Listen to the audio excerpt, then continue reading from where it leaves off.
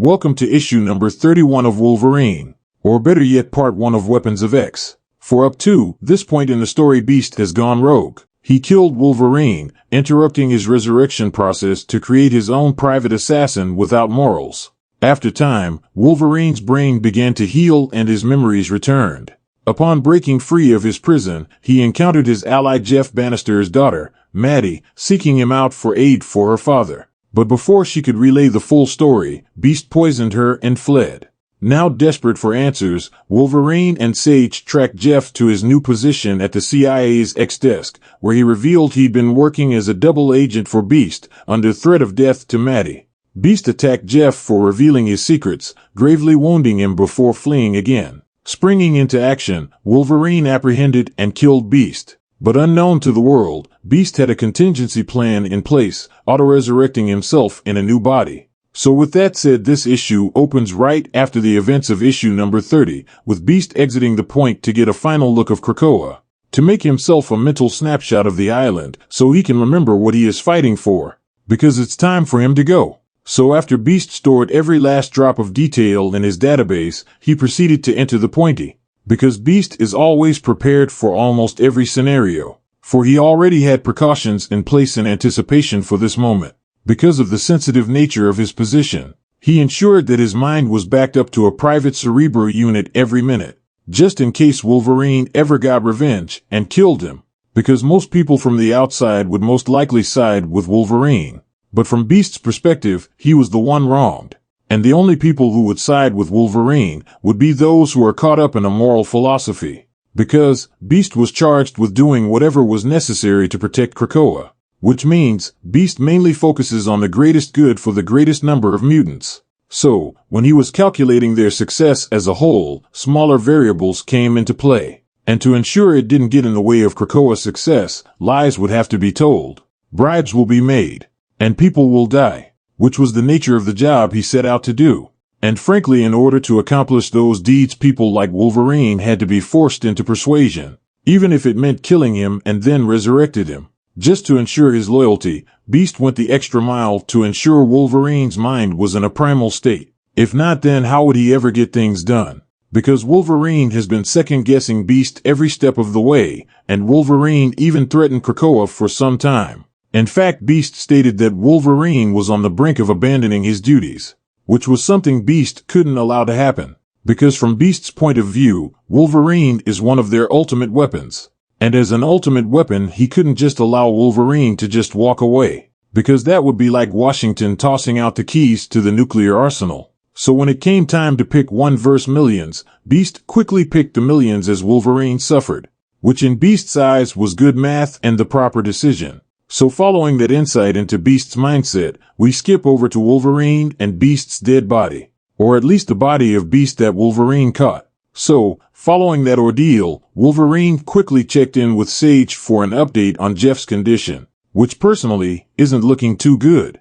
And to make things worse, Jeff doesn't want to go to a hospital because if he goes, the CIA would start to look into what was going on, which means the only place he could go was Krakoa.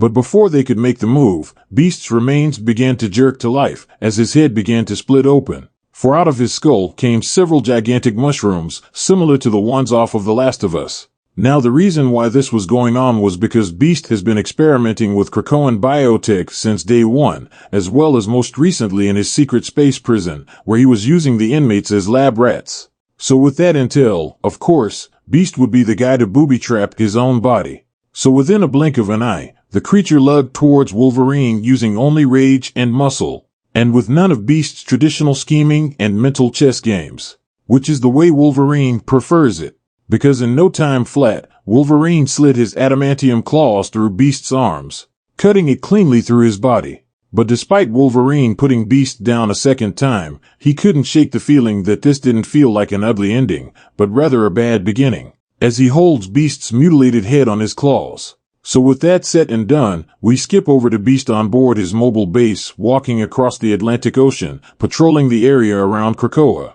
For his first appointed mission was to take out a nosy submarine, because for the past month, this submarine was circling Krakoa at a distance of 100 miles, acting as a vague threat, while it gathered reconnaissance information, which is not good news for what Beast is trying to accomplish. So in a matter of seconds, Beast's massive base took the sub and snapped it in half like it was nothing. So with the immediate threat eliminated, Beast made his way deep into his clone facility in order to enact the second stage of his plan. So as he traveled, Beast stated that humans will fear him and many of his fellow mutants will hate him. But ultimately he can live without love. But what Beast can't live without is hope.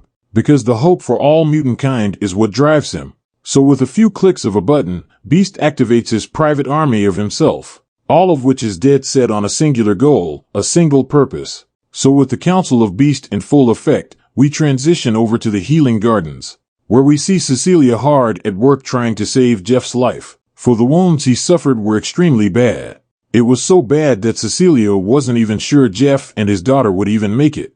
Now, as you may have guessed, this wasn't sitting well with Wolverine, for he was feeling deeply responsible for everything that was going on. Because Jeff put his trust in X-FORCE, and X-FORCE was the one who did this. And as a member of the team, he had several opportunities to stop this from happening. He had several opportunities to stop Beast. So in an attempt to right his wrongs, Wolverine paid a visit to the hatchery in order to get all the data he can on Beast. Because the best way to track someone is to understand where they have been. But little did Wolverine know, there are roughly 8,760 hours in a year. Which means if he was able to get his hands on it, it would be nearly impossible to find what he was looking for without a specialist. But regardless of that uphill climb, this task wouldn't be able to be completed anyway. Because as Hope dived into the database, she discovered that everything related to Beast was already deleted. For Beast made sure to cover his tracks every step of the way. So with the search for the missing Beast currently at a standstill, we skip over to where the pointy used to be.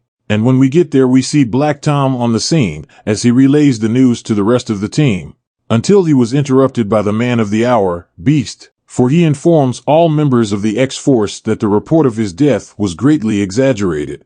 And just to make sure he is able to convey what he has to say, he dampened everyone's mics and switched their comms to a one-way communication device. So with all ears on him, Beast made sure to tell everyone that he had enough of them, and that he didn't steal the pointy, but rather he has terminated their working relationship, and this will be his last transmission, and that the team would be wise not to seek him out, or attempt to interfere in any way with his work, because his work needs to be done without meddling or compromise. So as he opens a gigantic door, Beast continues to talk, saying it would be easier for him not to do any of this, but he feels he must do it for the good of all mutants. So with everything out in the open, Beast declares that the X-Force is no more, and he will move on to a new program. He will move on to a new project.